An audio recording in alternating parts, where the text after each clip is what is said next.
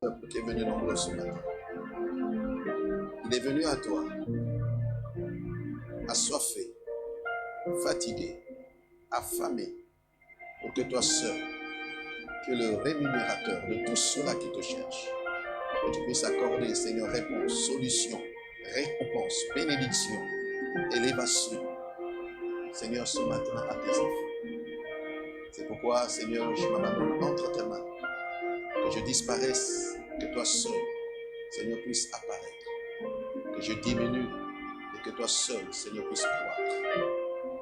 Je prie pour les cœurs, Seigneur, ce matin de ce peuple, que ceci soit réceptif à ta parole, qu'il n'y ait rien, Seigneur, des ronces et des épines qui puissent dévorer, Seigneur, la parole qui va être prêchée et reçue, Seigneur, ce matin. Dans le nom puissant de Jésus, je libère l'atmosphère, que le surnaturel prenne place et que le naturel éternel, roi Seigneur, soit dissipé au milieu de nous. Que les ténèbres, Seigneur, s'évanouissent et que la gloire de Dieu resplendisse en ce moment même. Dans le nom puissant de Jésus, Père, fais accompagner ta parole par des signes, des prodiges et des miracles ce matin, afin que, Père, Seigneur, que ce soit, Seigneur, des moments exceptionnels que nous allons passer, Seigneur, ce matin, en ce dimanche de gloire. Que ton nom seul soit béni. Dans le nom précieux de Jésus, nous avons aussi prié. Et toute l'Église dit Amen. Acclamez Jésus. Gloire à Dieu. Gloire à Dieu. Nous allons commencer par lire quelques textes fondamentaux de la Bible. Et nous allons essayer, on ne va pas lire beaucoup de passages, nous allons essayer un peu de naviguer entre l'ancien et le nouveau, pour que nous puissions comprendre ce que nous dit la parole de Dieu. Nous sommes dans le livre de Genèse, chapitre 27. Genèse, chapitre 27. Et nous prenons, à partir du verset 5, nous lisons la parole du Seigneur au nom de Jésus. Sinon, je vais demander une bonne lectrice pour nous faire la lecture, s'il vous plaît. Comme ça, je vais économiser un peu ma voix, que je suis un peu... Je ne suis pas très en forme par rapport à ma voix. Nous sommes dans le livre de Genèse, chapitre 27, verset 5 à 14. Je lis la parole au nom du Seigneur Jésus. Amen. Genèse, levez-vous chapitre les jeunes, 27. même les jeunes. Nous sommes tous debout. Les jeunes, les adolescents. On doit honorer la parole du Seigneur. Gloire à Dieu. Vas-y. Verset 5. Rebecca écouta ce qu'Isaac disait à Ésaü son fils. Et Ésaü s'en alla dans les champs pour chasser du gibier et pour le rapporter. Puis Rebecca dit à Jacob son fils, voici, j'ai entendu ton père qui parlait gibier, et fais-moi un mets que je mangerai, et je te bénirai devant l'Éternel avant ma mort. Maintenant, mon fils, écoute ma voix à l'égard de ce que je te commande. Va me prendre au troupeau, 2 bons chevreaux. J'en ferai pour ton père un mets comme il aime. Et tu le porteras à manger à ton père, afin qu'il te bénisse avant sa mort. Jacob répondit à sa mère, voici, Ésaü mon frère est velu et je n'ai point de poil. Peut-être mon père me touchera-t-il, et je passerai à ses yeux pour un menteur, et je ferai venir sur moi la malédiction et non la bénédiction. Sa mère lui dit, que cette malédiction, mon fils, retombe sur moi. Écoute seulement ma voix et va me les prendre. Jacob alla les prendre et les apporta à sa mère, qui fit un mets comme son père aimait. Ensuite, Rebecca prit les vêtements d'Ésaü, son fils aîné, les plus beaux qui se trouvaient à la maison, et elle les fit mettre à Jacob, son fils cadet. Elle couvrit ses mains de la peau des chevreaux et son cou qui était sans poil. Et elle plaça dans la main de Jacob, son fils, le mets et le pain qu'elle avait préparé. Amen. Ton amen est fatigué ce matin. Non, cet amen est tellement fatigué. Vous savez, lorsqu'il y a un amen tellement fatigué, ça ne donne même pas envie de prêcher. Alléluia. Ton amen doit encourager les hommes et les femmes de Dieu. Alléluia. Ça doit nous encourager. Gloire à Dieu. Nous repartons. 2 chapitres un peu moins. Donc 25. Nous allons comprendre quelque chose. Nous sommes dans Genèse 25. 21, 23. Je lis la parole au nom du Seigneur. Amen. Genèse chapitre 25, verset 21. Isaac implora l'Éternel pour sa femme, Isaac implora l'Éternel pour sa femme. car elle était stérile, et l'Éternel l'exauça. Rebecca, sa femme, Rebecca, sa femme, devint enceinte. Les enfants se heurtaient dans son sein et elle dit, s'il en est ainsi, pourquoi suis-je enceinte? Elle alla consulter l'Éternel. Elle alla consulter l'Éternel, c'est Rebecca. Et l'Éternel lui dit, Et l'Éternel lui dit, deux nations sont dans ton deux ventre, nations sont dans ton ventre. et deux peuples se sépareront au Deux sortir de peuples se tes entrailles. sépareront au sortir de tes entrailles. Un de ces peuples sera plus fort que l'autre, Oui. et le plus grand sera assujetti au plus petit. Le plus grand sera assujetti au plus petit. Amen. Alléluia. Est-ce qu'on peut acclamer la parole du Seigneur? Non, ces acclamations ne prouvent pas que tu es vivant. Est-ce qu'on peut acclamer Jésus-Christ de Nazareth ce matin? Alléluia. Gloire à Dieu. Gloire à Dieu. Amen, amen, amen, amen. Nous pouvons nous asseoir. Gloire à Dieu, j'aime ça. L'Église doit être vivante. Bien-aimé, le premier passage que nous avons lu dans Genèse chapitre 27, à partir du verset 5 à 14, je vais juste esquisser un petit résumé de ce que nous avons lu ce matin. Parce que tout le monde le sait. Que nous dit la Bible? La Bible nous dit que Isaac est devenu vieux et il était conscient qu'il s'apprêtait certainement à mourir. Alors qu'est-ce qu'il fait? Il appelle Ésaü pour lui accorder sa bénédiction avant de mourir. Et dans cette histoire, la Bible nous dit que Rebecca, sa femme, était en train d'écouter à la porte. Et Isaac ne savait pas que ce qu'ils étaient en train de concocter avec son fils, que sa femme était en train d'écouter. Alors c'est en ce moment-là que Rebecca, puisque Rebecca aimait beaucoup plus Jacob, qu'est-ce qu'elle a fait? Elle a monté un plan.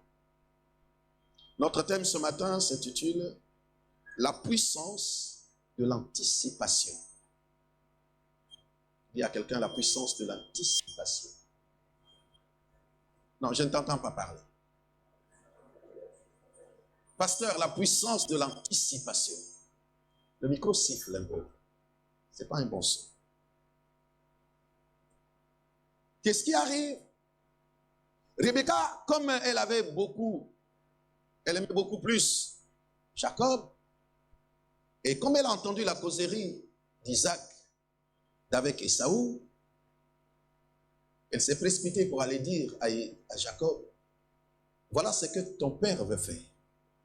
Et bien moi, Rebecca, je ne veux pas que tu puisses rater cette bénédiction. Ce que je te recommande, c'est que va derrière, prends un chevreau, tu me l'amènes, tu vas le tuer, et moi je vais préparer un mets, un repas. Et je vais le préparer comme ton papa aime. Et quand il mangera, ensuite il te bénira. Le fils nous dit, mais mon frère et moi, nous sommes différents. Ésaü est venu, moi je ne le suis pas. Et en plus, nous n'avons pas la même voix. Sa maman dit, ne t'inquiète pas, t'inquiète pas. Moi-même, je suis à la manette et je saurai comment trafiquer toutes ces choses. Avec la peau du chevreau qu'on va tuer, je vais te revêtir. Et ensuite, tu te présenteras, après que ton père ait mangé, tu te présenteras auprès de ton père. Et en ce moment-là, tu diras, comme si tu étais Ésaü, pour qu'il puisse te bénir. Alléluia. Et c'est ce complot qui a été fait. Mais, quand nous lisons cette histoire, voyez-vous, en réalité, Rebecca, puisque je ne parle pas trop dans les détails de certaines choses, je vais survoler. Rebecca, en réalité, est en train d'anticiper sur quelque chose. Tu vas me dire, mais pasteur, de quoi il s'agit-il? Parce que Rebecca, en réalité, anticipe, puisque nous parlons de la puissance de l'anticipation. Je reviendrai à la définition, ce que nous entendons un peu par là. L'anticipation. Je vais expliquer d'abord ces choses, ce passage. Rebecca est en train d'anticiper sur une prophétie. Rebecca ne fait pas les choses par elle-même. Parce que dans Genèse chapitre 25, non tout à l'heure, à partir du verset 21 jusqu'à 23, la Bible dit qu'il y a eu une prophétie. Et la prophétie disait quoi? La prophétie disait que le plus petit ou le plus grand doit être comment? Assujetti au plus petit. Ce n'est pas Rebecca qui l'a dit. Ce n'est pas Jacob qui l'a dit plutôt. Ce n'est pas Isaac qui le dit. Mais c'est une prophétie. Parce que lorsque Rebecca est enceinte, elle a des jumeaux dans ses entrailles. Et les jumeaux sont en train de se bagarrer, sont en train de se disputer. Et quand elle alla consulter l'Éternel, la Bible dit que c'est à ce moment-là que la prophétie sort en disant que non. Mais le plus grand va être comment? Assujetti au plus petit. Et comme en ce moment-là, Rebecca est en train d'entendre ce que Isaac a envie de faire. Isaac veut bénir le plus grand. Isaac veut que la bénédiction est Saoul, le plus grand. Parce que c'est lui l'aîné. Or, la prophétie dit que la bénédiction doit revenir au plus petit. Alléluia. Que fait Rebecca? Rebecca anticipe sur les événements pour qu'il y ait l'accomplissement de la prophétie. Est-ce que quelqu'un me suit? C'est pourquoi là, tu vas comprendre qu'il y a certaines choses, bien aimés dans le Seigneur. Lorsque tu n'as pas la force d'anticiper sur certaines choses, que ce soit sur les choses spirituelles, et que ce soit de fois sur les choses dans ce monde dans lequel nous vivons, tu risques d'être surpris. Et beaucoup de personnes, généralement, sont surprises. Pourquoi? Parce que de fois, tu n'as pas la force d'anticipation. Savoir anticiper sur les choses. Savoir dévancer les événements. Est-ce que je parle à quelqu'un? Il y a des choses, il y a des choses qui peuvent arriver. Il y a des choses de foi qu'on a dites. Il y a des choses qui ont été de fois prophétisées. Mais si, devant de toutes ces choses, tu adoptes une attitude attentiste, tu adoptes une attitude, comment je vais appeler ça, rester dans ton coin et attendre qu'elle vienne vers toi, tu risques d'être constamment comme une victime. Quelqu'un m'entend ce matin? C'est pourquoi nous allons comprendre dans quelques versets, on ne va pas aller dans toute la Bible entière, parce qu'il y en a plusieurs exemples, mais j'ai essayé un peu de prendre quelques exemples les plus marquants. Jacob ne serait pas, ou bien n'allait pas rentrer en possession de la bénédiction si Rebecca n'avait pas anticipé sur les événements. C'est quoi l'anticipation? C'est un mot. Et nous savons que lorsqu'on parle de l'anticipation, ça vient du verbe anticiper. Alléluia. J'aime bien, parce que j'aime bien comment souvent les Grecs définissent les mots. Parce qu'anticiper, en grec, signifie prolambano. Prolambano. Et l'anticipation, c'est ce qu'on appelle en grec également le prolepsis. J'aime bien parce que la définition étymologique, ça veut dire quoi?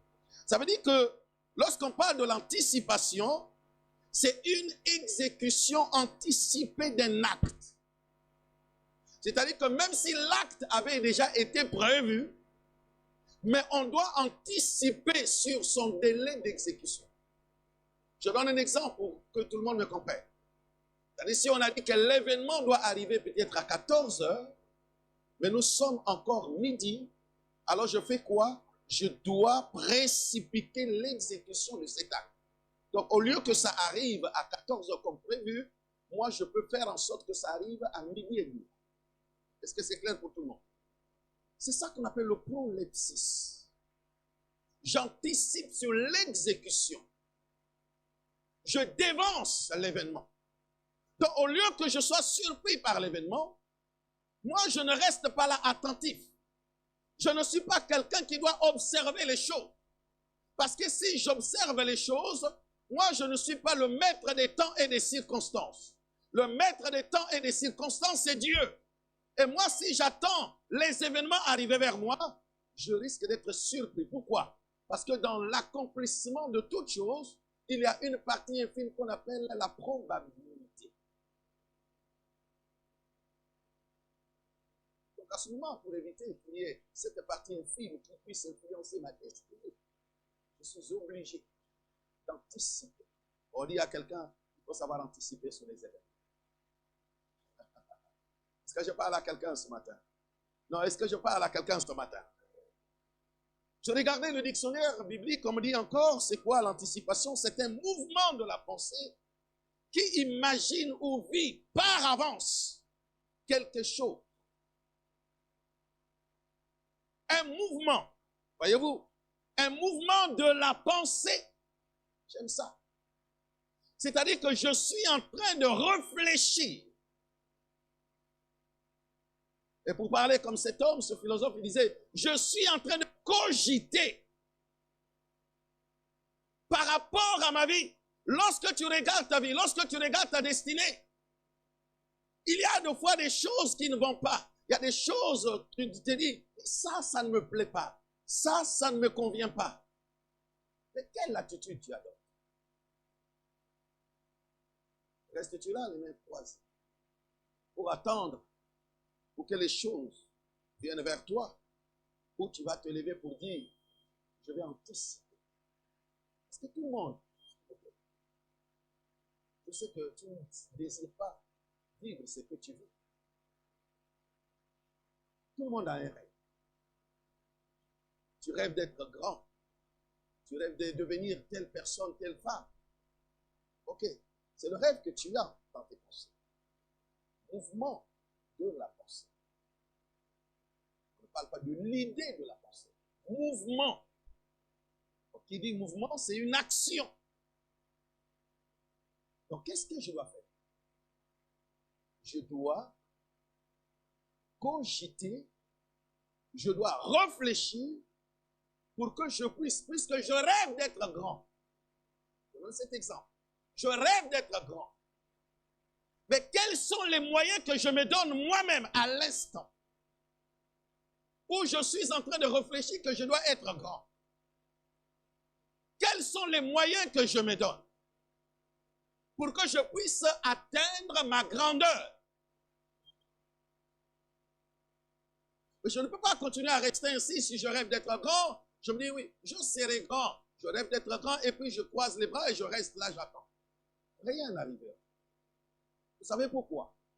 Parce que dans ce monde, le monde dans lequel nous sommes environnés, il y a des dominations, il y a des principautés, il y a toutes sortes d'esprits. Des fois qui ne veulent pas que toi tu puisses prospérer, que tu deviennes ce que tu as envie de devenir. Alléluia. Si on nous posait la question tous, qu'est-ce qui a voulu la vie que tu mènes? Est-ce que tu l'avais véritablement souhaité? La plupart des personnes diront non. Même s'il y a quelques personnes qui peuvent rentrer dans cela, mais dans la plupart des cas, ce que tu vis, ce n'est pas ce que tu as souhaité. Et tu sais pourquoi? Parce que tu n'as pas su anticiper sur les événements. Tu vas me dire, mais comment je n'ai pas pu anticiper sur les... Je ne savais pas. Tu es serviteur de Dieu, tu es servant de Dieu. Que nous dit la Bible? La Bible nous dit ceci. Rien ne peut vous arriver sans que l'Éternel Dieu ne l'ait révélé à ses serviteurs. Je croyais que tu allais me donner un amen bien. L'Éternel dit que rien ne peut t'arriver sans que l'Éternel ne te l'ait révélé. D'une manière ou d'une autre, mon frère, Dieu t'a parlé.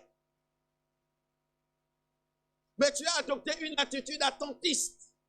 C'est pourquoi tu vis ce que tu vis. Ce n'est pas la faute à Dieu. Beaucoup de personnes se disent toujours, oh Dieu, pourquoi tu m'as abandonné? Oh Dieu, pourquoi tu me fais ceci? Oh Dieu, pourquoi? Non, ce n'est pas Dieu. Dieu a fait sa part. Et toi, tu n'as pas pu faire ta part. Il est normal que tu puisses vivre les conséquences. Parce que tu es resté là sans agir. Et comme tu es resté sans agir, alors les autres ont agi sur ta vie. Par conséquent, supporte les conséquences. Alléluia. Mais si, dès ce matin, pendant que tu écoutes ma prédication, si tu te révoltes, les choses changeront. Oh, donne-moi un amen gentil. J'aime parce que dans la Bible, il y a beaucoup de définitions anticipées. C'est une action de faire quelque chose par avance. Ce que j'ai beaucoup plus aimé, c'est le fait, comme dit le dictionnaire biblique, d'imaginer à l'avance le cours des événements, de présumer l'avenir. Waouh. De présumer l'avenir. Et il continue encore en disant, c'est ce qui sera ensuite donné. C'est-à-dire, il dit, c'est l'anticipation, l'action de se représenter a priori quelque chose pour qu'il puisse être appliqué a posteriori.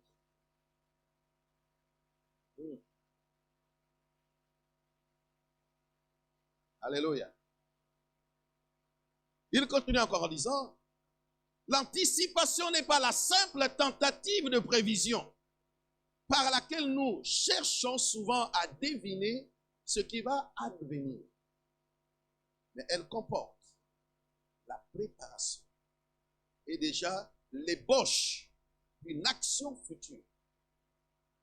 L'orientation par le sujet de son action présente pour diriger en sa faveur le cours ultérieur des événements.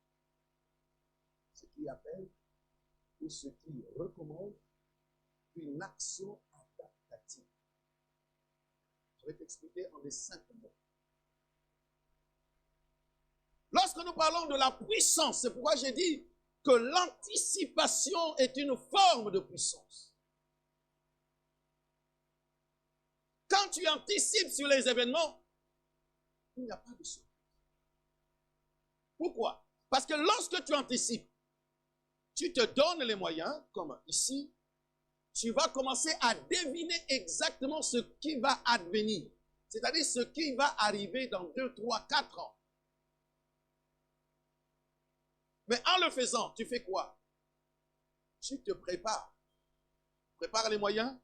Et mentalement, tu fais quoi? Tu es en train, c'est-à-dire que même si tu rencontres au cours du moment où tu es en train de prendre cette décision, tu rencontres l'adversité, tu vas faire quoi? Comme tu as été préparé, l'adversité ne pourra rien faire contre toi. Je donne un exemple très simple, un exemple commun pour toi. Prenons l'exemple d'un couple, un jeune homme et une jeune femme, qui se décident de se marier. Ça veut dire qu'à l'instant T, ils ont pris l'engagement de pouvoir se mettre en couple. Et pour cela, ils vont faire quoi? Ils se donnent des moyens. Des moyens financiers, des moyens matériels. Ils vont se préparer également moralement. Parce que désormais, ils vont se dire, je ne vivrai plus seul. Je vais être maintenant contrôlé par quelqu'un. Si c'est le fils et le frère deviendra peut-être mon papa. Et si c'est la mère de la maman, la jeune fille deviendra désormais la maman. Et qui va prendre le contrôle sur ta vie. C'est comme ça que ça se passe. Donc, au fur et à mesure, tu commences à te préparer en te disant, si j'avais l'habitude de sortir à n'importe quel moment, désormais, je dois commencer à faire quoi? À m'adapter. Parce que l'anticipation appelle une adaptation. Il y a un exemple beaucoup plus probant que nous allons voir dans la Bible. Vous allez voir comment cette femme a opéré. J'ai aimé vraiment la ténacité de cette femme. Waouh! Tu dois t'adapter. Comme lorsque tu es venu ici, tu es sous le soleil, 40 degrés, 45 degrés peut-être. Et quand c'est l'hiver, tu es obligé de t'adapter. portais pas des bottes, mais aujourd'hui tu es obligé de porter des bottes. Ce n'est pas par orgueil, non. Tu es obligé de mettre des gants, ce n'est pas par fierté. C'est parce que tu as envie simplement de te prévenir ou de te prémunir des... Il y a ce qu'on appelle des aléas de la nature. Donc il y a le froid, et tu es obligé de faire quoi? De te protéger. Amen, amen. C'est simplement ça. C'est pourquoi vous allez voir que l'anticipation est une force qui te motive, qui te pousse à ne plus être la même personne. Ça te donne une espèce de rage au-dedans de toi. Même s'il y a des obstacles devant toi, comme tu te dis, je vais atteindre tel objectif, je vais anticiper sur tel événement, tu ne peux plus, même si les gens te connaissaient en toi que tu étais une personne faible. Et ce jour-là, tu ne seras plus quelqu'un de faible. Les gens seront étonnés de ça. Comment se fait-il que cette personne-là, que tout le monde détient, que tout le monde, je ne sais pas comment, se moque, mais on voit que c'est une personne qui a totalement changé. Mais pourquoi? Parce que dans le moral, le mental de la personne déjà a anticipé moralement sur certaines choses, et alors il adopte un comportement qui va avec son moral. Quelqu'un me suit? Alléluia. C'est pourquoi vous allez voir ici Rebecca, elle anticipe sur une prophétie qui avait été donnée. Ce n'est pas la faute de Rebecca. Non. Parce que Rebecca n'a fait qu'anticiper. La chose devrait arriver. Mais on ne sait pas quand. Rebecca a seulement écourté le temps de l'accomplissement de la prophétie. Alléluia. Et ce que j'aime, beaucoup de personnes souvent parlent toujours de Jacob est grand, Jacob est comme ceci. Et ce que j'aime lorsque nous lisons toujours dans le même chapitre 27, quand nous lisons le verset 40, parce qu'après Ésaïe, comme on dit plutôt, Jacob a récupéré la bénédiction de Saül, la bénédiction qui lui avait été réservée. Et puis finalement, quand Esaü arrive, il est trop tard, entre guillemets, moi je dis entre guillemets, arrive, j'ouvre juste une parenthèse, donc arrive, la bénédiction est déjà partie. Et puis à son père, papa, y a-t-il plus d'autres bénédictions pour moi? Tu n'as pas réservé une bénédiction pour moi. Mais ton frère était ici, je lui ai tout donné. Alléluia. En réalité, Isaac n'avait pas tout donné. Mais lorsque nous lisons la Bible, pasteur, nous disons que non, Isaac, doctrinalement parlant, on se dit non, Isaac avait tout donné. Qu'est-ce qu'Isaac avait tout donné? Qu'est-ce qui était beaucoup plus matériel? C'est pourquoi vous allez voir que Jacob était comment? Tellement béni matériellement. Mais ce que j'aime, c'est ce que les gens ne regardent pas entre les lignes. Au verset 40 du chapitre 25, la Bible dit quoi? Puisque Esaü était en train d'insister, il dit, écoute, mon fils, désormais, c'est vrai que j'ai donné à ton fils, à ton frère, mais toi, tu te nourriras par ton épée. Wow. Pourquoi les gens ne prêtent pas attention?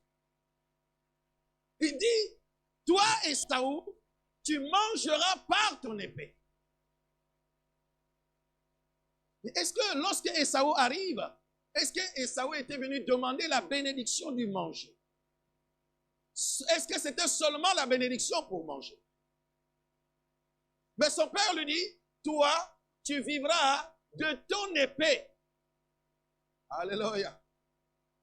Mais ça dit beaucoup. Ça veut dire que lorsque Esaü devrait rencontrer ses ennemis, il devrait utiliser, il devrait faire quoi? Il devrait utiliser son épée. Mais l'épée que n'avait pas Jacob. Jacob n'avait pas d'épée. Alléluia. Mais quand nous allons plus loin, l'épée c'est la parole. L'épée c'est la parole. Or la parole, Jean 1:1, c'est Jésus-Christ lui-même. Donc en réalité, Esaü n'était pas perdant. En réalité, la personne qui a bénéficié de plus de bénédictions, c'était Esaü. Parce que Esaü, son père lui a laissé quoi? Son père ne lui a pas laissé les maisons, son père ne lui a pas laissé à manger, ni les brebis, mais son père lui a laissé Jésus-Christ de Nazareth. Je croyais que tu m'as compris ce matin. Il lui a laissé Jésus. Il dit, tu vivras par ton épée. Même si tu as servi, mais tu vivras par l'épée. C'est-à-dire que tu par la parole. Or, la parole est une force créatrice. Donc, même si Ésaïe n'avait rien, il suffisait pour lui qu'il utilise quoi? La parole. Parce que la parole est créatrice. Donc, Ésaü devrait tout avoir au travers de quoi? Au travers de la parole. Mais si Jacob avait eu les maisons, ou bien je ne sais pas, plein de trucs qu'on lui avait laissés, ces choses-là, avec les tempêtes, avec je ne sais pas des vents, ça pouvait également disparaître. Mais Ésaü, Dieu lui a laissé quelque chose d'immatériel. Est-ce que je parle à quelqu'un ce matin? C'est très important de connaître ces choses. Alléluia. C'est pourquoi vous allez voir plus tard, lorsque Jacob est parti, et lorsqu'il revient, écoutez-moi, plus tard on a dit, pasteur, c'était Ésaü qui devrait être comment? Hein? Dominé. Ésaü devrait être dominé. Mais quand Jacob arrive avec ses femmes pour revenir dans la maison de son père, il rencontre Ésaü. Ésaü également a ses serviteurs. Maintenant, dites-moi, qui est plus grand? Qui est en train de se prosterner? Qui se prosterne que devant l'autre? Mais c'est Jacob qui se prosterne devant qui? Devant Ésaü. Alléluia. Pourquoi? Parce que Ésaü a en lui Jésus-Christ de Nazareth. Ésaü a la parole. Ce n'est pas Ésaü qui se prosterne devant Jacob, mais c'est Jacob à qui, entre guillemets, on a donné la bénédiction, mais qui vient, qui se prosterne. Or, la Bible nous dit quoi? On ne se prosternera que devant Dieu lui-même. Alléluia. Donc, par conséquent, qui est Ésaü? C'est un type de Christ. Alléluia. Oh, j'aime ça, j'aime ça. Je ne sais pas si je parle à des personnes. J'aime ça. Alléluia. C'est un type de Christ.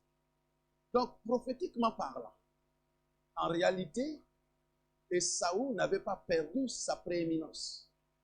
Mon Dieu. Ésaü n'avait pas perdu sa prééminence. Pourquoi? Parce que Ésaü est un type de Christ. Le premier-né d'entre la création, c'est qui? C'est Jésus. Oh, non, quelqu'un ne me suit pas. Je croyais que tu allais me donner un amen fort.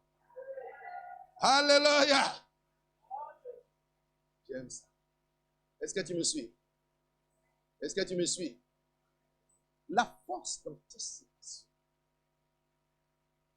En réalité, Rebecca, en posant cet acte, elle ne savait pas qu'elle devrait introduire un des fils dans une destinée beaucoup plus glorieuse que ce qu'elle ne pensait.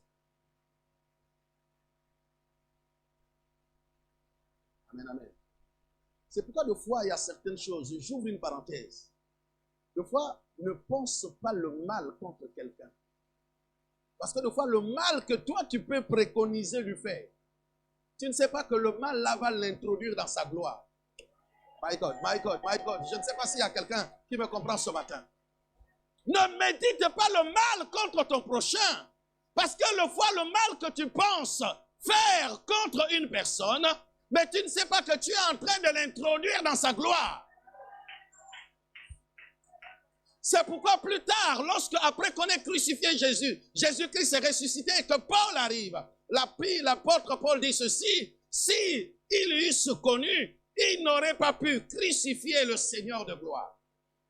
Parce que s'il savait qu'en crucifiant Jésus, en le maltraitant, en crachant sur lui, en lui donnant de l'eau vinaigrée, ou je ne sais pas si c'est comme ça que ça se dit, que c'était pour introduire Jésus-Christ dans sa gloire. S'il connaissait toutes ces choses, il n'allait pas le faire. Alléluia. Excusez-moi. Je vais donner cette anecdote que je donne souvent. Comment on appelle ça? Quand nous faisons l'école des ministères les mardis avec les étudiants qui sont là. Est-ce que les étudiants sont là? Est-ce qu'il y a des étudiants dans la salle? Amen. J'aime bien cette anecdote, pasteur. Un jour, dans un village, donc ça se passe au Nigeria, c'est une anecdote. Il y a un jeune homme qui est tellement pauvre, pauvre. Lui et sa mère et son père sont tellement pauvres. Ils n'ont rien à manger. Ils n'ont rien. Ils sont en train de souffrir. Mais à côté, il y avait un roi qui avait une jeune fille unique, tellement belle. Tellement belle, cette jeune fille. Et puis, cette jeune fille avait atteint déjà l'âge de se marier, mais le mari ne venait pas. Parce que le roi était tellement méchant. Il avait beaucoup de biens, mais il était quand même méchant. Et puis, personne n'osait aller vers sa fille parce que se disait, si je vais vers la fille, certainement que le roi risque de me tuer. Et puis, le roi, voyant l'âge de sa fille passer, lui-même s'est décidé, il a convoqué tous les jeunes hommes, donc tous les jeunes gens en âge de se marier, de venir à un rendez-vous après des marigots remplis de crocodiles. Oh mon Dieu. Alléluia. Mais ce jeune homme-là, qui était d'une famille tellement pauvre, il avait également un voisin qui était là, qui était également d'une classe moyenne avec ses parents, et qui convoitait la parcelle de cette famille qui était si pauvre. Et le papa l'avait dit, même si nous sommes pauvres, nous n'allons pas braquer notre parcelle. C'est la seule héritage. C'est le seul héritage que nous avons. Alléluia. Et puis à cause de ça, comme il avait refusé, donc cette famille-là était contre. Et dans cette famille-là, il y avait également un jeune homme. Donc ce jeune homme-là était contre maintenant le jeune pauvre. Donc le jour qu'on a convoqué, alléluia, qu'on a convoqué, que le roi a convoqué les jeunes garçons autour de ce marigot, le roi a dit, je vais donner ma fille en mariage. J'ai besoin que ma fille soit protégée par un homme qui est un homme. Parce que tous les hommes ne sont pas les hommes. Non, est-ce qu'il y a des hommes ici là? Est-ce qu'il y a des hommes ici là? Homme, c'est pas parce que tu portes pantalon comme on dit chez nous en Côte d'Ivoire. Non. Tu n'es pas homme parce que tu portes pantalon. Non, non, non, non, non, non, non. Est-ce que je parle à quelqu'un? Il y a des hommes, tu es en pantalon, mais tu n'es pas homme. Oh oh. Est-ce que les hommes m'aiment toujours? Est-ce que les hommes m'aiment toujours? Oh, je ne vois pas tous les hommes m'aimer ce matin. Est-ce que tu peux balancer ta main? Alléluia! Et puis, tout le monde, tous les jeunes hommes, donc les jeunes garçons sont venus se mettre autour du marigot. Et puis, on attendait le discours du roi. Le roi dit, je demande une seule chose, je ne demande pas la dot. Mais ma seule dot que je demande pour ma fille, c'est que le jeune garçon qui va traverser ce marigot de crocodile du point A au point B, c'est à celui-là que je donne ma fille en mariage. Non seulement que je vais lui donner ma fille en mariage, je vais lui donner des richesses, des lingots d'or, toutes les richesses nécessaires. Et en dehors de ça, je veux lui construire également un petit palais pour ma princesse. Alléluia. Waouh. Mais vous savez, comme les crocodiles étaient là, ils voyaient les personnes autour du marigot, les crocodiles commençaient à ouvrir leur gueule. Je ne sais pas si c'est où leur bouche. Maintenant, qui va traverser? Alléluia. Tout le monde était hésitant. Et comme le jeune homme de la famille modeste, donc de la famille moyenne, était contre le jeune homme de la famille pauvre. Donc lui, qu'est-ce qu'il a fait? Viens mon frère, je sais que tu es venu pour la première fois. Viens, viens, viens. Tu t'appelles comment? Salut. Je vois que tu es ivoirien, c'est ça? Ah, que Dieu te bénisse. On dit quoi? Ayoka. On dit ça? Ah, en gros, on dit quoi? Eyo. Ah, ok. Eyo. Alléluia. Donc voilà, notre jeune homme qui est le plus pauvre. Et moi, je suis ressortissant de la famille moyenne. Mais je suis contre lui. Donc, qu'est-ce que j'ai fait? Je suis venu me placer à ses côtés parce que je ne l'aime pas. Je suis à ses côtés, comme je ne l'aime pas. Le roi dit, maintenant, je veux que tout le monde, celui qui veut de ma fille, puisse traverser la rivière à marigot. Alléluia. Et comme je ne l'aime pas, je dis, bon, aujourd'hui, je vais terminer avec lui. Est-ce que je le pousse dans le lac? Quand je le pousse, lui, il est désespéré. Il commence à battre les mains fort. Vas-y, mon frère. Il commence à battre les mains fort, les pieds forts. Il dit, je ne peux pas reculer. Donc, il commence à traverser. Donc, quand il marche dans la rivière, dans le lac, donc l'eau est en train de bouger. Et au lieu que les crocodiles avancent vers lui, Pour les crocodiles, c'était comme si c'était un hippopotame qui était rentré dans l'eau. Les crocodiles libéraient la voie. Ils battaient les mains fort. Ils battaient les mains fort. Ils battaient les mains fort. Jusqu'à ce qu'il est arrivé de l'autre côté. Waouh, waouh, waouh, waouh, waouh, waouh, waouh, waouh. Et de là où j'étais, je croyais qu'il allait mourir. Mais il a traversé, il est arrivé de l'autre côté. Le roi a dit, c'est à ce jeune homme-là. Je vois que c'est un jeune homme courageux. Je vois que c'est un jeune homme qui n'a pas peur. Donc je vois que ce jeune homme-là est capable de défendre ma fille. S'il a pu traverser le lac à crocodile, il est capable de défendre ma fille contre les ennemis. Il est capable de défendre ma fille contre les ennemis de mon royauté. Il a appelé ce jeune homme-là. Il a dit, viens jeune homme, viens vers moi. On l'a couronné. On lui a donné la jolie femme. On l'a béni de toutes sortes de lingots d'or. Et on lui a cédé le palais. Alléluia. Mais écoutez le discours de ce jeune homme pauvre. Il a dit ceci. Il dit, je remercie. Je remercie le pasteur Sylvain qui m'a poussé dans le lac. Que Dieu te bénisse. Alléluia. Il dit, je remercie le pasteur Sylvain. Parce que n'eût été lui, de moi-même, je n'aurais pas le courage de sauter dans le lac. Donc, la première personne à qui je remercie, c'est le pasteur Sylvain. Alléluia. On dit à quelqu'un, merci mon ennemi. Je sais que ce n'est pas ton ennemi. Je sais qu'il n'est pas ton ennemi. Mais dis-lui merci. Dis-lui merci. Yeah, yeah, yeah, yeah, yeah. Dis-lui merci.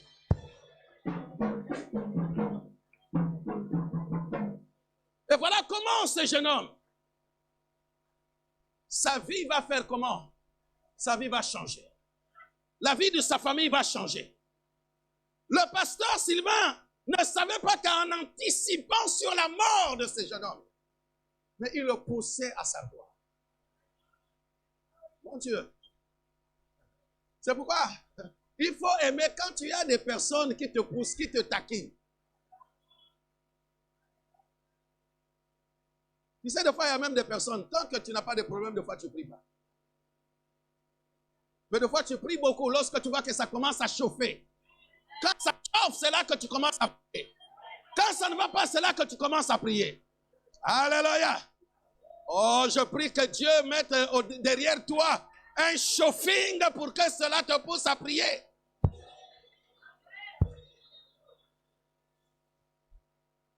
Est-ce que quelqu'un veut me donner un amen industriel? C'est pourquoi Jésus-Christ a compris, il a dit, bénis tes ennemis. Ne les maudis pas. Parce qu'en fait, tes ennemis te poussent à aller de l'avant. Alléluia. Alléluia. Donc Esaü était là. J'étais en train de dire que c'est Jacob qui est venu se prosterner. Ce n'est pas Esaü qui est venu se prosterner devant Jacob. Mais pourtant, c'est lui qui avait beaucoup de richesses.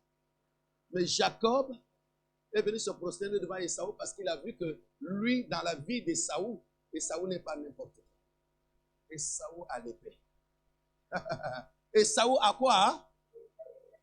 Donc ça veut dire que même s'il y a des ennemis, même s'il y a des obstacles, et avec son épée, il va faire quoi? Il est capable de combattre. L'épée, c'est la parole. Alléluia. Avec ton épée, tu es capable. Alléluia. Et ce matin, nous avons l'épée de l'esprit. Je vais prendre un autre exemple pour que nous puissions comprendre. Nous sommes dans le livre de Marc, chapitre 5. C'est là que je vais beaucoup plus rester. Marc, chapitre 5. Verset 22. Je ne sais pas si on va tout lire. Alléluia. Mais je vais donner l'histoire parce que je vois que le temps est en train de passer vite. Reste assis. On ne va pas le lire, mais on va juste nous l'afficher. Marc chapitre 5, à partir du verset 22, la Bible nous dit ceci. Alors vint un des chefs de la synagogue nommé Jairus. Tout le monde connaît cette histoire. La Bible dit que, ayant aperçu Jésus, il est venu se jeter aux pieds de Jésus, disant, ma fille est mourante. Dans d'autres versions, on dit, ma fille est en train de mourir. Dans la version populaire, on dit que ma fille est malade à en mourir. Donc, moi, Jairus, je donne l'idée, parce qu'on ne va pas le lire, moi, Jairus, je suis venu pour te supplier que tu viennes imposer les mains sur ma fille afin qu'elle vienne. Ah, parce que je me suis dit, Jairus connaît la Bible. Alléluia. Parce que lorsqu'on parle de la doctrine de Christ, il y a un des éléments doctrinaux qu'on appelle la doctrine de l'imposition des mains et de la guérison. Donc Jairus connaît cela. C'est pourquoi l'église. Dans l'église, on doit imposer les mains. La Bible dit, vous imposerez les mains aux malades et les malades seront guéris. Maintenant, je suis souvent étonné, quand quelqu'un ne veut pas qu'on lui impose les mains, qu'est-ce que tu as? Quel type d'esprit tu as? Parce que si nous avons la recommandation, la Bible qui dit, vous imposerez. Mais toi, tu ne veux pas qu'on t'impose les mains. Donc ça veut dire qu'en toi, il y a un esprit qui est contraire. Oh, donne-moi un amen gentil. Donc voici notre Jairus qui arrive. Il dit, viens imposer les mains à ma fille pour qu'elle soit comment? Hein? Sauvée, qu'elle vit. Amen, amen. Et puis Jésus dit, ok, il n'y a pas de souci. Jésus commence à marcher avec ses disciples. Alléluia, j'aime ça. Il marche avec ses disciples. Et en cours de route, amen, quand Jésus arrive en cours de route, la Bible dit, si vous lisez l'histoire, il y a une femme qui souffrait déjà d'une perte de sang pendant 12 ans. Pendant 12 ans, cette femme est en train de souffrir d'une perte de sang. Et puis elle-même, écoutez la force, la puissance du prolepsis. La femme a anticipé sur les événements. Mon Dieu, elle a anticipé sur les événements. Elle a dit, je veux prolembano. Mon Dieu, j'aime ça. Alléluia. Il dit, je veux prolambano. C'est-à-dire que j'irai vers Jésus. Je vais toucher seulement le pan de sa robe. Et je sais que je serai comment? Que nous dit la définition de l'anticipation? Nous avons dit, c'est le fait de faire quoi? De prévoir les choses et de se donner les moyens. Mais Jésus est autour de lui, la foule. Cette femme-là, pendant 12 ans, est en train de souffrir. Elle est en train de perdre du sang. Je me suis posé la question, mais depuis longtemps, elle serait morte. Je pense que quelqu'un, même en un an, tu perds du sang, pendant un an, je pense que tu vas mourir. Mais elle, pendant 12 ans, s'il vous plaît, pendant 12 ans, elle est en train de perdre du sang, mais elle ne meurt pas. Ah, basta. Elle ne meurt pas. Mais elle est là, elle tient quand même debout. Elle anticipe. Parce que la Bible me dit quoi? Elle est partie chez les médecins, elle est partie chez, je ne sais pas où, partout elle est passée. Elle n'a pas pu obtenir de solution. Là, elle s'est dit, non, non, non, ça, on dit quoi? C'est ma dernière cartouche. J'attends que Jésus est en train de passer. Je suis obligé. Même avec ma perte de sang. Parce que vous savez, en Israël, quand quelqu'un souffrait, une femme souffrait de la perte de sang, il ne peut même pas s'approcher. Il ne peut pas. Mais elle s'est dit en elle-même, je dis non, même dans mon état, je vis. De toute façon, ce que je vis, je suis comme en quelque sorte quelqu'un déjà mort. Donc, il faut quoi? Il faut que j'aille là-bas. Si je dois mourir, comme on dit encore plutôt au Cameroun, si maintenant je veux mourir de la vraie mort, mais je suis déjà mort. Maintenant, nous, chez nous à Douala, si je dois maintenant mourir de la vraie mort, comme ça au moins la souffrance se termine. Mais je ne peux pas continuer à rester ainsi. Ah, elle se lève, elle se donne le moyen. Elle anticipe sur les événements. Regardez, pasteur. Jésus part pour aller guérir une fille. De quel âge? 12 ans. La Bible nous dit, la femme est en train de souffrir de la perte de sang pendant combien de temps? Pendant 12 ans. Donc j'ai compris qu'en réalité, le jour où la maladie de cette femme a commencé, c'était le jour de la naissance de la fille de Jairus. Non, tu ne m'as pas compris. Je répète, ne sois pas distrait, parce que c'est là que se base la quintessence de mon message. Je dis ceci. Donc le jour où la fille de Jairus est née, c'est le jour même où les problèmes de cette femme ont commencé. Quelqu'un me suit? Donc, autrement dit, même si cette femme ne connaissait pas la fille de Jairus, en réalité, la fille de Jairus était un problème pour cette femme. My God, my God, my God, my God. Est-ce que je peux avancer? Non, est-ce que je peux avancer?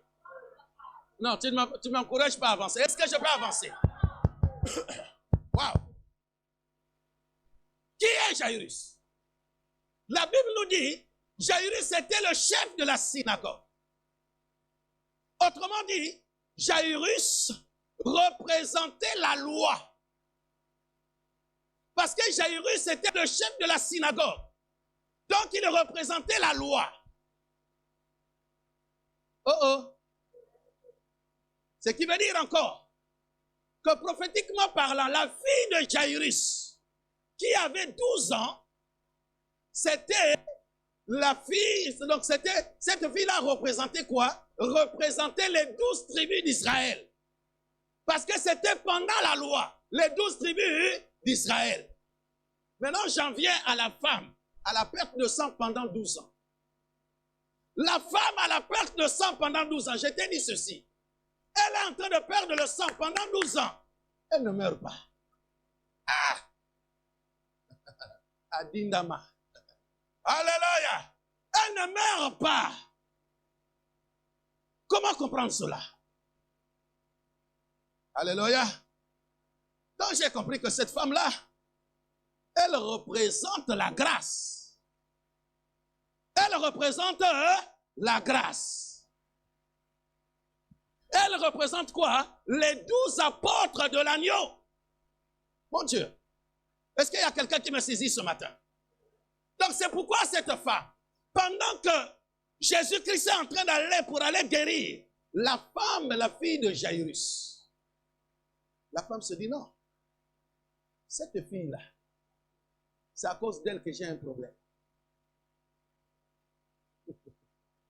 C'est à cause d'elle que j'ai un problème. Elle s'introduit dans le système surnaturel de Christ. Jésus ne sait pas. Parce que ce jour-là, oh mon Dieu, mon Dieu, mon Dieu, le jour-là, c'était le jour où les deux problèmes devraient être comment résolus. Je parle à quelqu'un aujourd'hui pendant que tu écoutes ce message-là. C'est le jour de la résolution de ton problème. Non, je croyais que tu allais me donner un amen chanté. Je parle qu'aujourd'hui, pendant que tu écoutes le message, c'est le jour où ton problème doit être résolu. C'est le jour où ta maladie va être résolue. C'est le jour où ta guérison doit être donnée. C'est le jour où tu dois trouver du travail. Oh, donne-moi un amen chanté. Alléluia. Je te bénisse. La femme est en train de partir. Jésus avec ses disciples part. Dieu te bénisse. Ils sont en train de partir pour aller guérir la fille de Jairus qui est malade, elle est mourante. La femme dit, moi j'ai vu les médecins, j'ai vu les professeurs, j'ai vu tout le monde.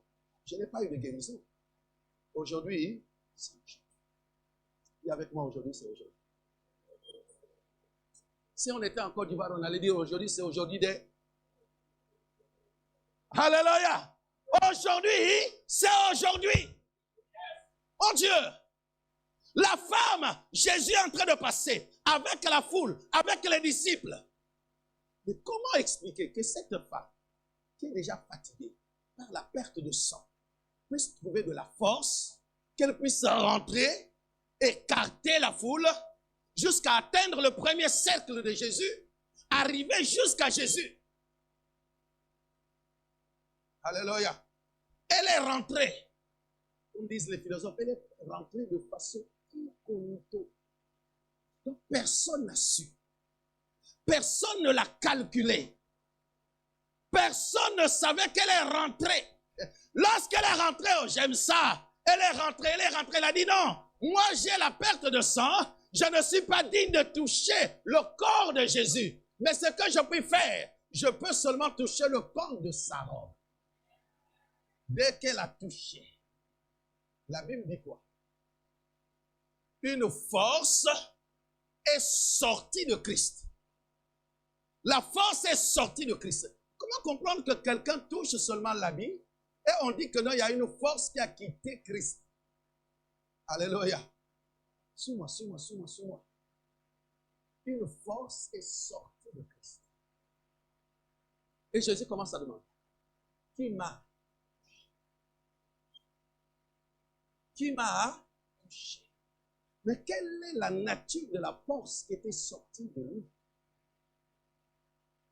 Quelle est la nature de la force qui était sortie de Christ? Alors que la Bible nous dit qu'en lui, on dit quoi? Jésus-Christ, en lui, c'est la plénitude de la divinité. Mais Jésus dit, hein, il y a une force qui m'a... C'est quelle est la nature de cette force? J'ai compris que la force là qui avait quitté Christ, amen, c'était la force de la guérison. C'était la force de la guérison. Et c'est cette force avec laquelle Jésus devrait aller pour faire quoi? Guérir la fille de Jésus. Alléluia. Cette force-là l'a quitté. Mais comme la force a quitté Jésus, la force de la guérison a quitté Jésus, Jésus ne pouvait plus continuer la marche. Il se retourne. Il dit, qui m'a touché? Alléluia.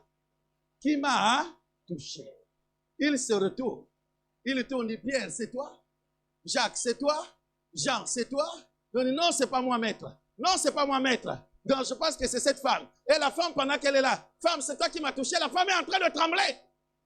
Alléluia. Elle tremble. Et pendant que la femme est en train de trembler, les envoyés encore de Jairus arrivent.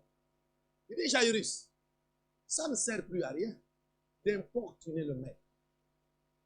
Ta fille qui était malade, en mourir, vient de... Là, elle vient de mourir de la vraie mort. Il c'est pas la peine de l'importuner. Maintenant, là, elle est... Bon.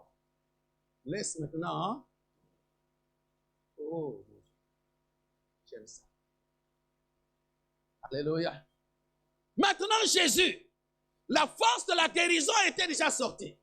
Et cette force de la guérison a fait quoi? A guéri déjà quoi? A guéri la femme à la perte de sang. Je te dis que ce jour-là, c'était le jour où deux problèmes devraient avoir des réponses, des solutions. C'était ce jour-là. Et toi qui m'entends, même toi qui me regardes, c'est le jour où ton problème est en train de connaître la réponse, la solution. Oh, si c'est toi, si tu penses que c'est toi, donne-moi un amen gentil.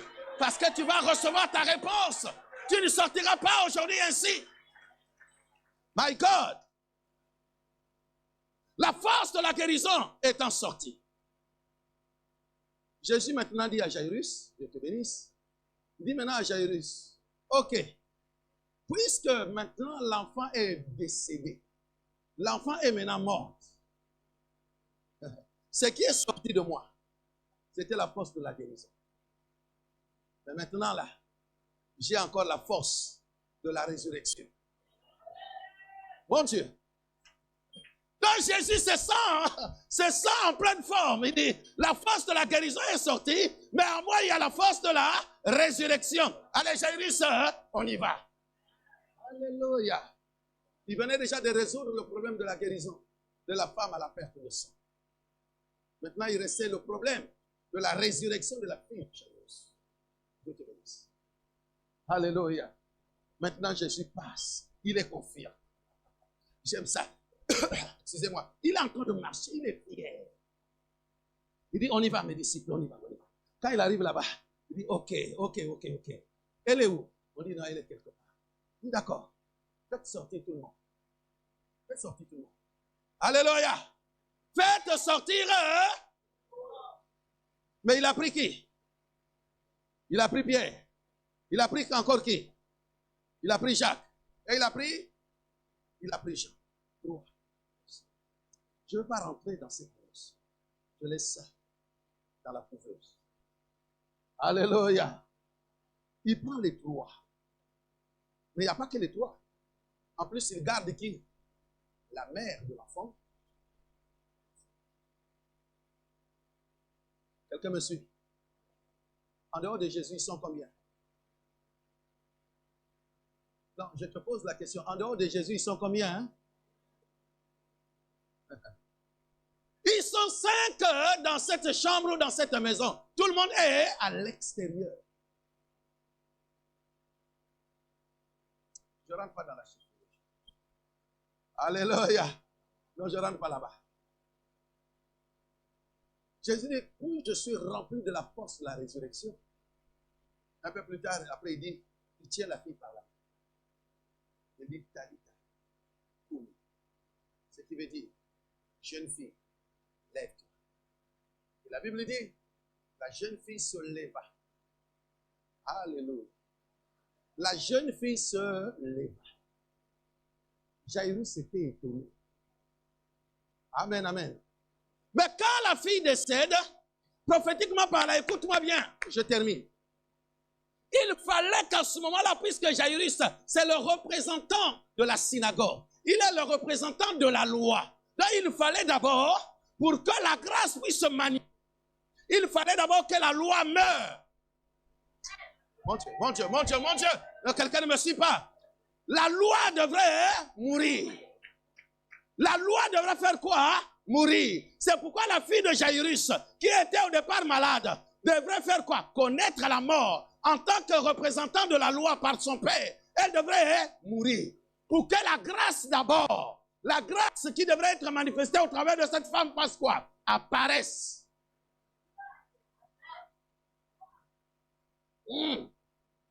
J'aime ça. Tu comprends ces choses?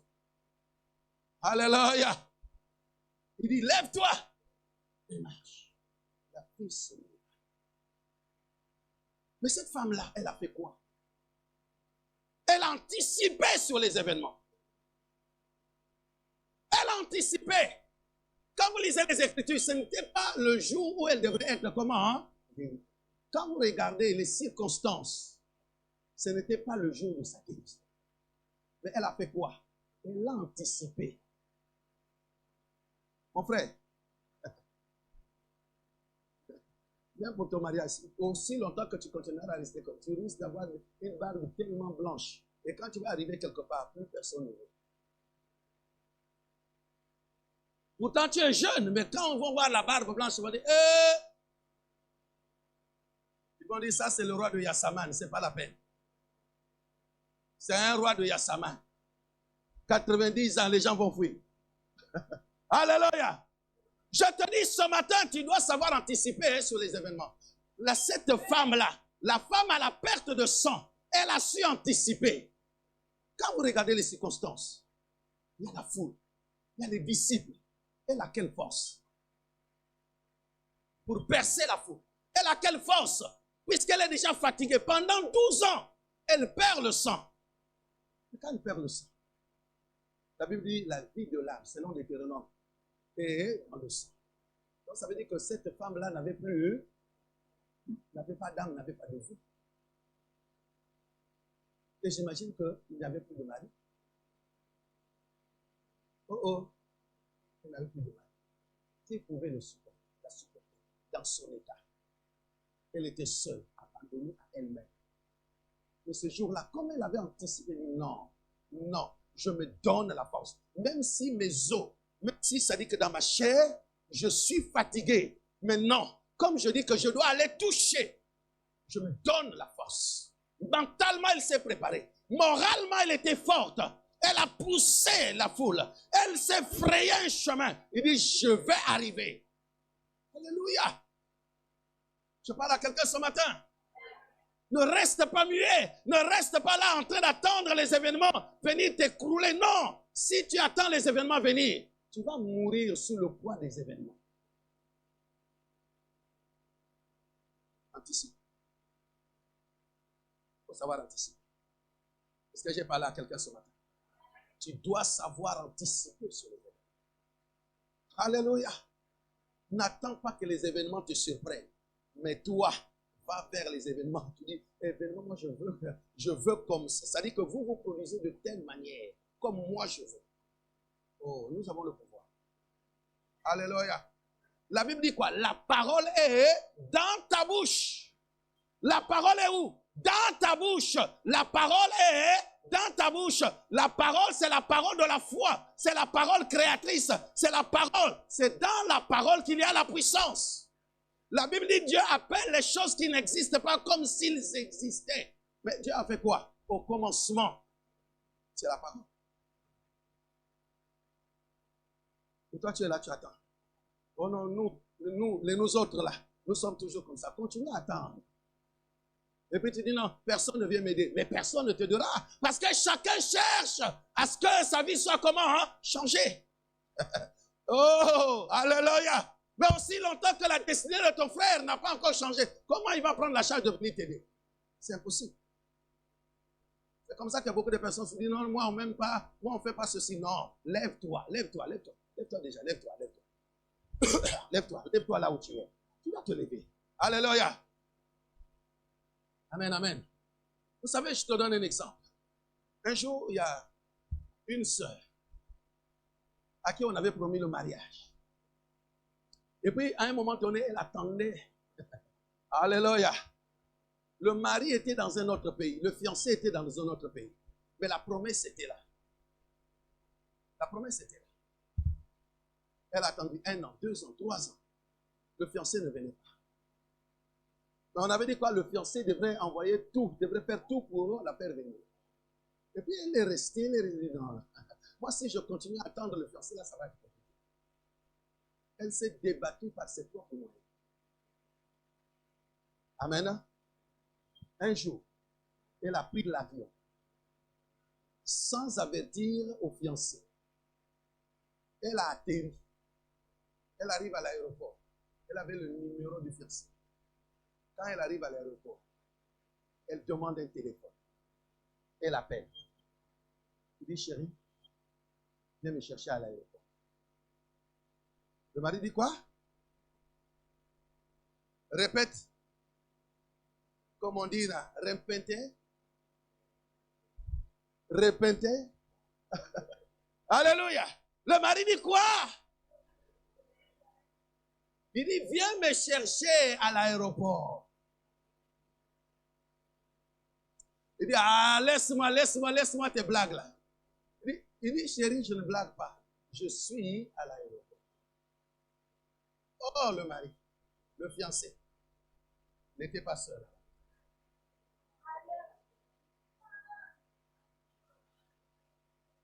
Il n'était pas seul.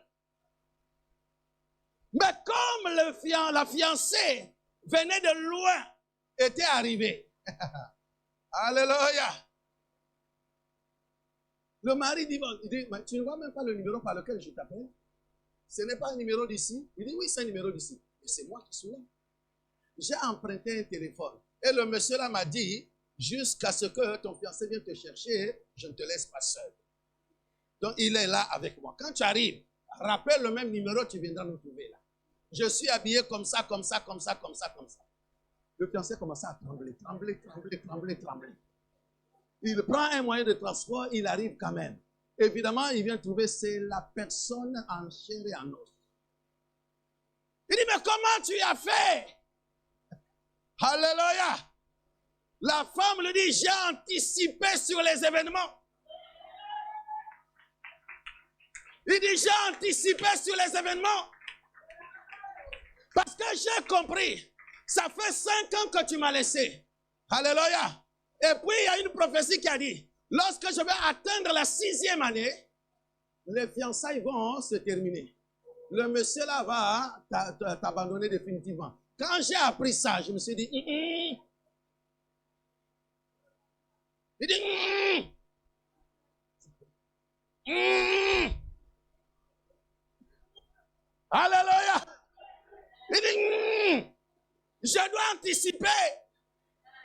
Mon Dieu, c'est comme ça qu'elle est partie. Le monsieur arrive là. Il dit, chérie, écoute, tu es arrivé. Tu vois celle-là. Il l'a trouvée à la maison. Tu vois celle-là. C'est juste comme ça. Tu me pardonnes. Je te pardonne. Maintenant, comment on fait d'elle? Il dit, oh, tout de suite la même. Alléluia. Alléluia. Le monsieur dit, tu vois, c'est ma femme que je te parlais. C'est elle. Elle est arrivée. En tout cas, pardon, hein. Vas-y. Vas-y. Alléluia. S'il n'avait pas fait ça, ce serait terminé. Oh, je dis à quelqu'un. Je suis à quelqu'un. Savoir anticiper sur les événements. Tu dois savoir anticiper sur les événements. Ne reste pas muet, mon frère. Ne reste pas comme ça, ma soeur. Tu dois savoir anticiper sur les événements. Tu ne sais pas ce que l'avenir te réserve. Oh, l'avenir ne réserve que les choses qui sont bien pour lui. Oh, l'avenir. Écoute-moi bien, je ne sais pas comment je vais te le dire. L'avenir ne réserve que les choses qu'il pense bien pour l'avenir lui-même.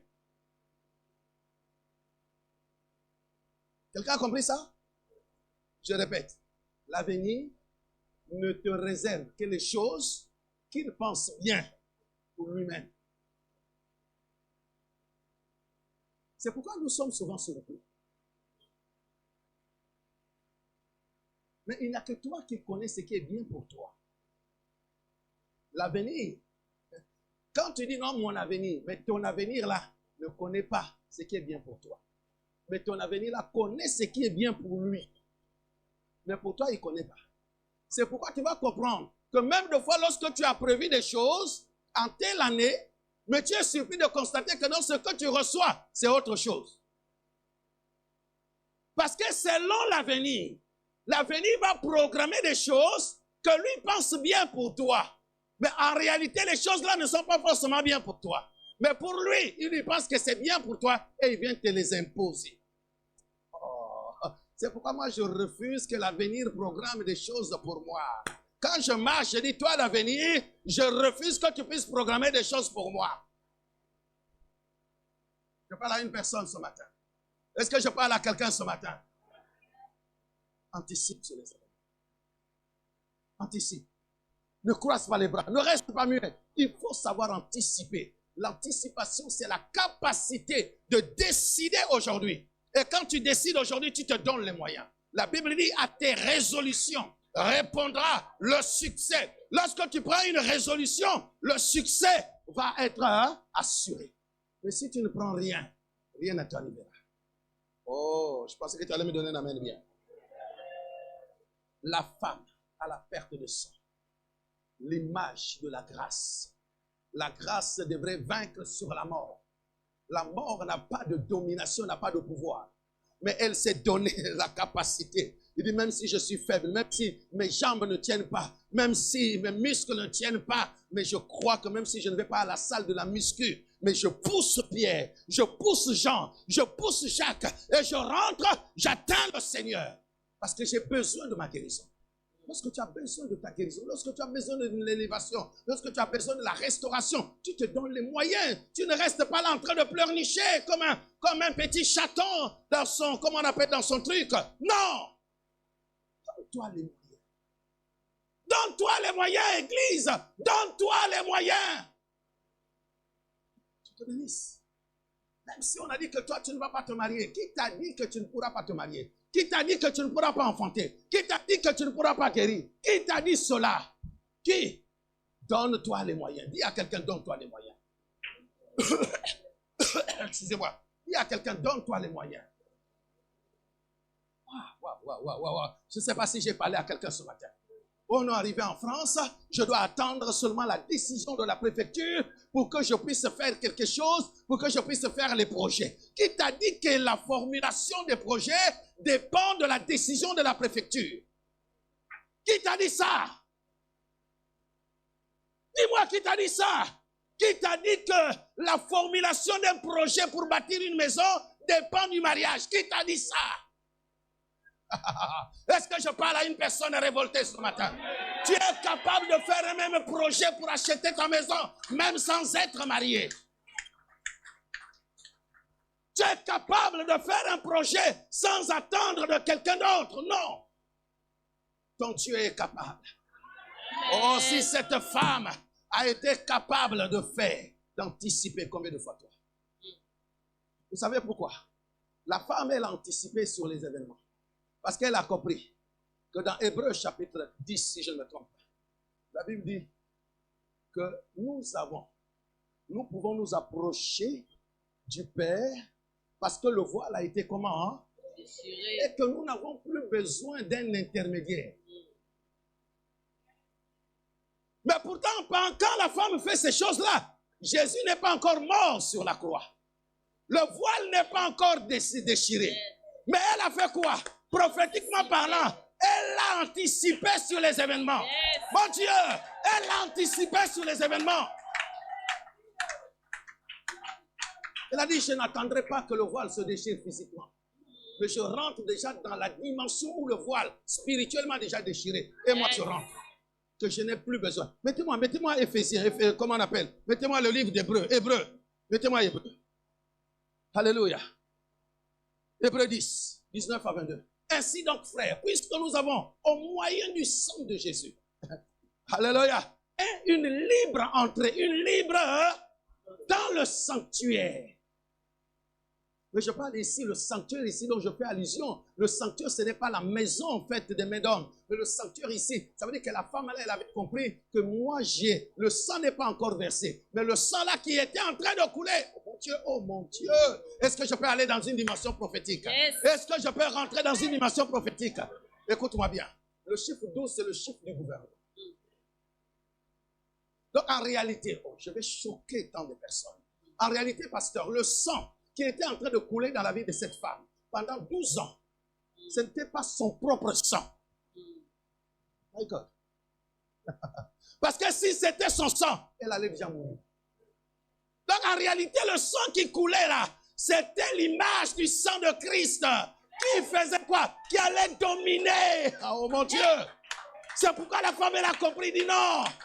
Il dit non, moi je fais quoi? Je n'attends plus. J'ai au moyen du sang qui est en train de couler, le sang de Christ qui coule en moi. Je fais quoi? Je rentre. Je rentre dans le sanctuaire. Je peux aller toucher le pan de sa robe pour que j'obtienne la guérison. Alléluia. Est-ce que je parle à quelqu'un ce matin? Nous n'avons plus d'intermédiaire. Tu as besoin, tu peux rentrer. Le voile est déchiré. Le souverain sacrificateur, selon l'ordre de Melchisédek, était rentré dans le temple. Le voile est déchiré. Tu es capable de rentrer. Et lorsque tu rentres, tu as besoin, quand tu rentres, tu es capable d'aller posséder tes possessions. J'aime bien cette expression. Tu es capable d'aller posséder tes possessions pour que ta destinée change. Est-ce que je t'ai parlé ce matin? Est-ce que j'ai parlé à quelqu'un ce matin? Rentre dans le sanctuaire. Rentre dans le sanctuaire. Anticipe sur les événements. Ne sois pas attentiste. Tous les jours, tu pleures. Tu pleures pourquoi? Ici, l'écrivain du livre de Béni dit, au moyen du sang, nous avons le libre accès. Dans d'autres versions, le libre accès. C'est-à-dire que je n'ai pas besoin d'un intermédiaire. Je n'ai pas besoin de chercher je ne sais pas quoi. Même si quelque chose ne va pas, je peux décider à tout moment, pourvu que je fasse quoi? Que je me sanctifie d'abord.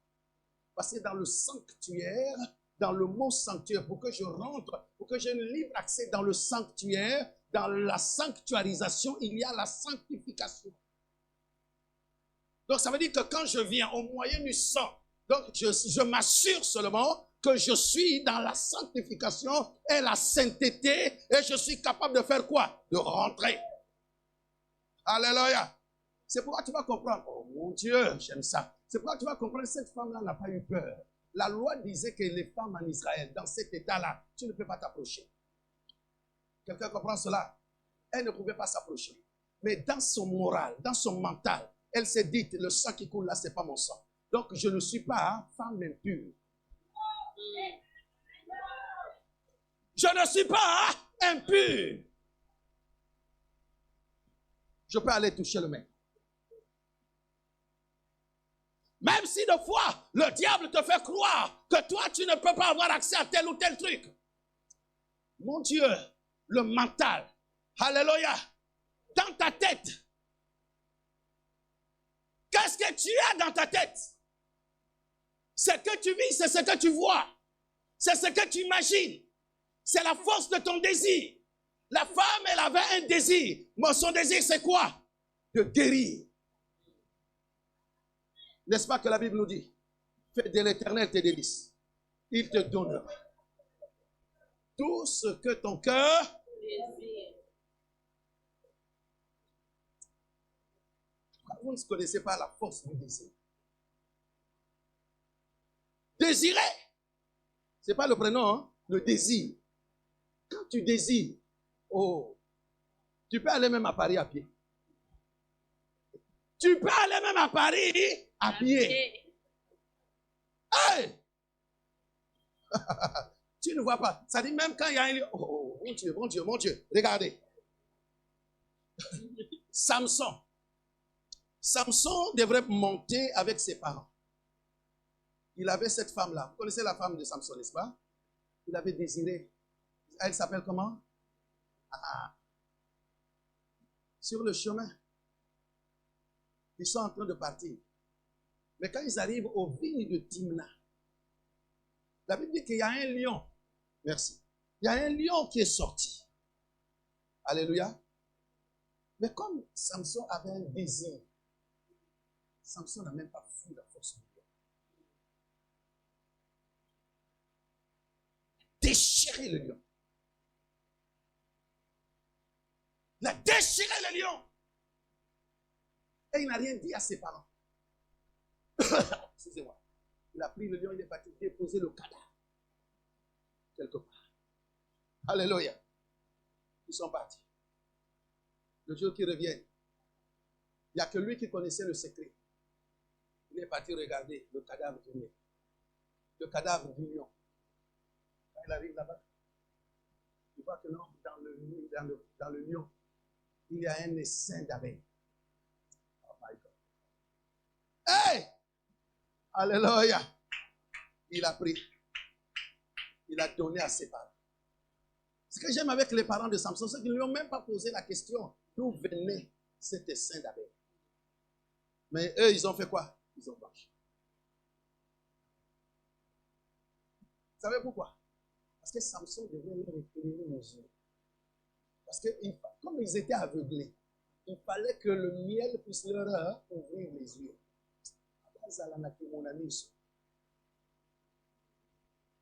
Alléluia. Oh, je déclare que ce matin, que Dieu t'ouvre les yeux pour que tu voies que ce que tu es en train de vivre, ce n'est pas ta destinée. Mon Dieu.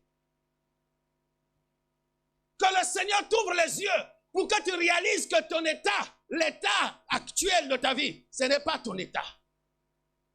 Si quand tu reconnais cela, tu vas anticiper. Tu vas te dire non, moi j'ai désiré être ça. J'ai désiré être dans telle maison. J'ai désiré avoir 10 enfants ou 12. Mais maintenant les enfants ne viennent pas. Je me donne les moyens. Je parle à quelqu'un ce matin. Lève-nous vers le ciel. Excusez-moi. Nous sommes tous debout. Même les enfants. Même les jeunes. Pourquoi tu vas continuer à subir les choses? Aujourd'hui, nous avons des chrétiens qui pleurent tout le temps. Les chrétiens pleurent, Micha. Les papas pleureurs, les mamans pleureuses. Tout le temps. Des fois, même quand on te voit, on voit que ta face est tellement défigurée, tellement que tu pleures à tout moment. Parce qu'il y a un problème. Même ta beauté a fané. Toi à qui Dieu a donné un beau visage. Regarde, des fois, les rides ont apparu seulement subitement. Tu n'as même pas 30 ans, mais tu as des rides. Parce que tellement que tu pleures, au lieu d'user de la capacité que Dieu t'a donnée, l'anticipation est une puissance. Tu dois anticiper sur les choses. Il faut éviter de subir. Tu dois anticiper. Alléluia. Alléluia. Alléluia. Vous savez, c'est pourquoi Dieu lui-même avait anticipé une serait l'événement. Je vous parle. Les gens attendaient Jésus. Que Jésus ait 40 ans, tout ça, non. Dieu a anticipé sur les événements. Quand Jésus a eu 33 ans, parce que Jésus n'est pas venu mourir pour les animaux. Dieu a calculé dans le domaine de la chiffrologie, 33, ça veut dire que le chiffre 6. Aussi, c'est le chiffre de l'homme. Pour lui, il est venu mourir pour l'homme. Donc Dieu a calculé net. Au lieu que ça soit avant ou après, il dit c'est pour l'homme qu'il est venu. Donc j'anticipe, je le fais mourir.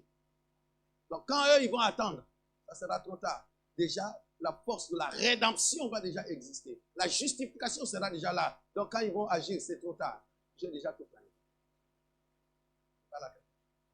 Est-ce que je te parle ce matin? Pourquoi tu subis? Pourquoi tu subis? Pourquoi nous subissons? Pourquoi nous subissons, bien-aimés dans le Seigneur? On est là, on pleure, tous les jours on pleure, tous les jours on pleure. Non! Anticipe. L'anticipation, tu peux anticiper sur les événements, mais tu peux également anticiper. Quand je parle d'anticiper, ça peut également se faire dans la prière. Dans la prière, pendant que tu pries, tu es en train d'anticiper sur les événements de ta vie. Il y a des personnes qui ne veulent même pas anticiper. Quand on donne le temps de prière, tu n'es même pas là. Comment tu vas anticiper sur les malédictions qu'on a programmées sur ta vie? Comment tu vas anticiper qu'on a programmé sur ta vie? Parce qu'on a dit que non, quand tu vas arriver à tel âge, tu ne pourras plus. Lorsque tu vas chercher mariage, le mariage ne viendra pas. Lorsque tu vas chercher les enfants ne viendront pas. Lorsque tu vas chercher le travail ne viendra pas. Mais si tu ne fléchis pas tes genoux pour anticiper dans la prière, c'est sûr sur la mérite. Non.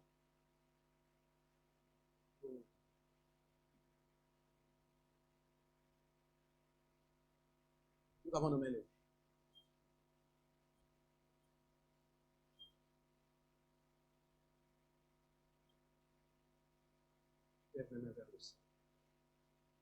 Commence à parler à ton Dieu.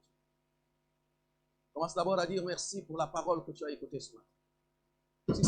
Si cette parole t'a fait du bien, commence déjà à dire merci à ton Dieu. Commence à dire merci à ton Dieu pour cette parole. Commence à dire merci à ton Dieu pour cette parole. Mon Dieu, élève ta voix. Je vais entendre une église dynamique. Une église dynamique ce matin qui prie. Prie, répète après moi. Répète après moi. Dis Éternel des armées. Aujourd'hui, c'est aujourd'hui. Éternel des armées. Aujourd'hui, c'est aujourd'hui. J'ai assez souffert. Comme cette femme à la perte de sang. Oh Dieu, je crois ce matin qu'aujourd'hui, c'est le jour de ma solution. C'est le jour de ma guérison. C'est le jour de ma restauration. Que la loi qui pesait sur ma vie meure. Que la loi qui pesait sur moi meure. Et que la grâce de Dieu me localise ce matin. Que la grâce de Dieu me localise ce matin. Que la grâce divine me localise ce matin. Je le crois, je le crois, je le crois. Dis Éternel des armées. Non, je ne t'entends pas. Dis Éternel des armées. Aujourd'hui, c'est le jour de ma solution. Aujourd'hui, c'est le jour de ma solution. C'est le jour de ma solution. Peu importe la malédiction, la loi, que la loi de ma famille meure. Que la loi de ma famille meure. Que la loi de ma famille meure. Que la loi de ma famille meure. Que la loi de mon pays meure. Et que la grâce de Dieu me localise. Localise-moi. Localise-moi. Que la solution, que les réponses, l'élévation, la guérison, l'enfantement, les papiers me localisent au nom de... Commence à dire merci à Dieu.